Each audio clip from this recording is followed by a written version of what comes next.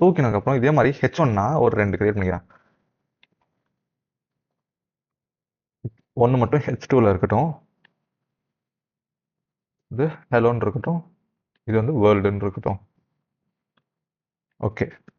So இப்போ நான் வந்து ஸ்டைல் ஆட் பண்ணணும்னா என்னாச்சுங்க?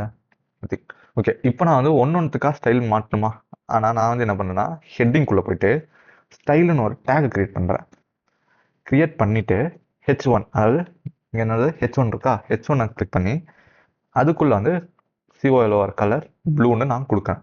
ஸோ சிஎஸ்எஸ்ல கொஞ்சம் முக்கியமாக பார்க்க வேண்டியது கலர் ஸ்பெல்லிங் வந்து சிஓஎல்ஓஆர் தான். அண்டு ஹெச்2க்கெலாம் வந்து நான் வந்து கலர்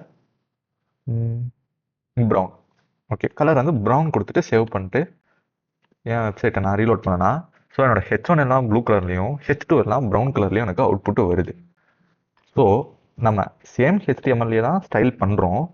என்னன்னா ஸ்டைலிங்க்கு தனியாக ஒரு இடம் எடுத்து பண்ணுறோம். ஐ மீன் இன்லைன்லேயே பண்ணாமல் கொஞ்சம் மேலே ஹெட்டிங்குள்ளே பண்ணுறோம். ஸோ இது பேர் என்னது?